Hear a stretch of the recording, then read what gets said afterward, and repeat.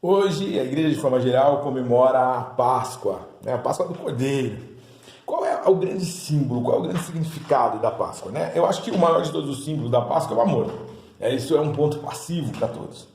Mas existe um outro símbolo por trás, que é o símbolo de liberdade, né? De plenitude, de eternidade e na outra ponta o símbolo de morte. A Páscoa, que foi comemorada lá no Egito, ela trazia essa ideia, né? O Senhor, ele orientava, né, os hebreus a passarem sangue nos umbrais da porta, porque naquela noite o anjo da morte passaria. E quem não tivesse o sangue no umbral da porta, o primogênito seria morto. Aí a gente vai para a Páscoa do Cordeiro, onde Cristo, ele foi o Cordeiro, ele foi o sacrifício. A ceia celebrada antes da Páscoa, ela traz essa ideia, né? Onde o Senhor, ele entrega o seu sangue, ele entrega o seu corpo, né? Como um alimento. Alimento é aquilo que nos traz energia, nos traz vida. Então, o sangue e o corpo de Cristo, ele nos traria vida, vida e morte. Morte e eternidade. Esses são os símbolos da Páscoa. João 3,16 fala que Deus amou o mundo de tal maneira que entregou o seu único filho para que todo aquele que nele crê não pereça, mas tenha a vida eterna.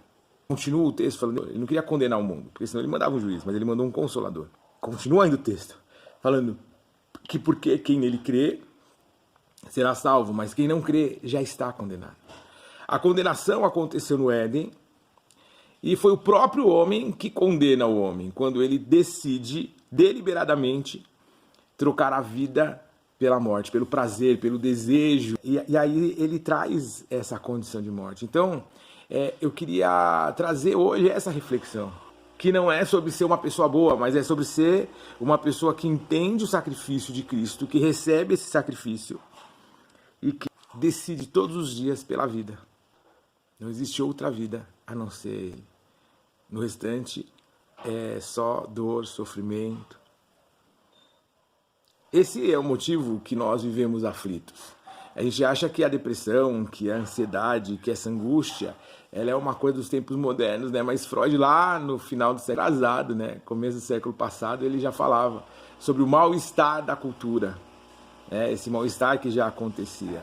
E é cultural porque essa cultura que nós vivemos, ela é uma cultura de morte. Quando a gente vive pelos nossos desejos, quando a gente vive para poder preservar essa casca, é uma cultura de morte. Porque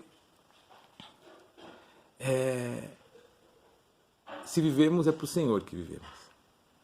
Se morremos é para Ele que morremos.